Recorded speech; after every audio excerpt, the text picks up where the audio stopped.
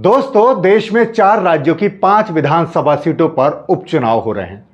आपको मालूम है कि कहां कहां उपचुनाव हो रहे हैं? नहीं तो मैं आपको ब्यौरा देता हूं। नमस्कार, सलाम, बेबाक भाषा में आपका स्वागत है। मैं हूं मुकुल सरल और आज बात उपचुनाव की।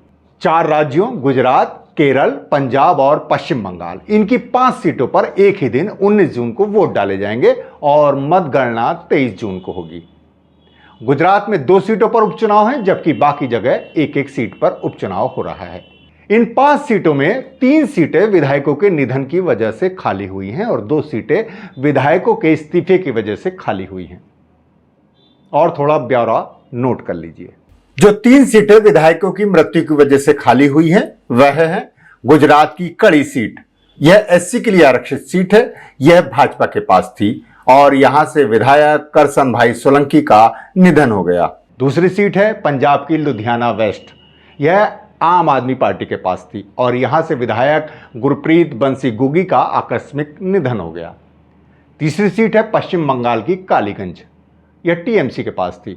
यहां से विधायक नसरुद्दीन अहमद का दिल का दौरा पड़ने से निधन हो गया। अब बता देते हैं कि इस्तीफे की वजह से कौन सी सीटें खाली हुई हैं। यह 2 सीटें हैं।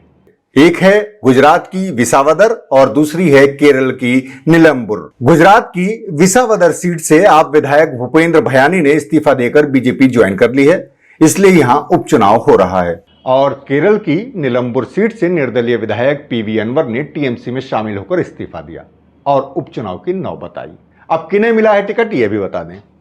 गुजरात के विसावदर से विधायक भयानी जो इस्तीफा देकर बीजेपी में आए हैं, उन्हें टिकट नहीं मिला है। यहां से बीजेपी ने किरीट भाई पटेल को टिकट दिया है। हालांकि केरल की निलंबुर सीट से टीएमसी ने पीवी अनवर को ही प्रत्याशी बनाया है।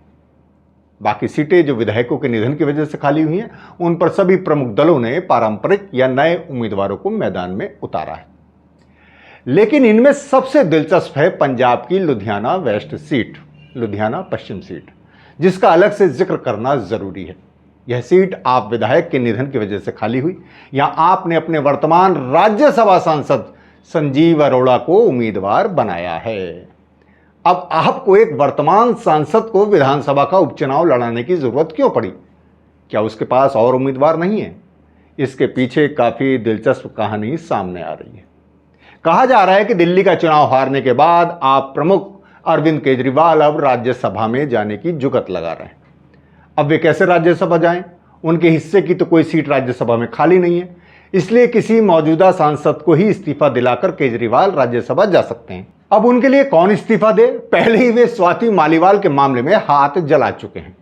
अपने विरोध के चलते उन्होंने उनसे राज्यसभा की सीट खाली करानी चाहिए, लेकिन उन्होंने साफ इनकार कर दिया। उल्टा उनके खिलाफ ही मोर्चा खोल दिया। क्या क्या हुआ इस सबसे आप वाकिफ हैं।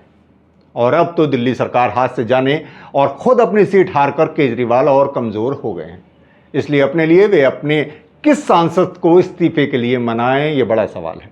इसलिए बताया जा रहा है कि इन्होंने यह रास्ता निकाला है कि अगर अपने सांसद संजीव अरोड़ा को लुधियाना वेस्ट का उपचुनाव लड़ाकर जितवा दिया जाए और पंजाब सरकार में मंत्री पद ऑफर कर दिया जाए, तो वे राज्यसभा की सीट छोड़ने के लिए राजी हो सकते हैं और इस तरह अरविंद केजरीवाल राज्यसभा पहुंच सकते हैं।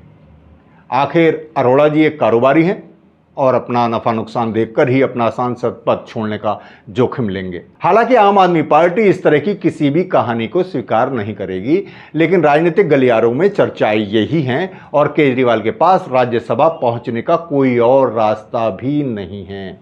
ये बयान तो हमारे आपके यानी आम जनता के लिए होते हैं कि मैं सत्ता का भूखा नहीं हूं, मैंने मुख्यमंत्री की कुर्सी को लात मार दी, आदि आदि आदि।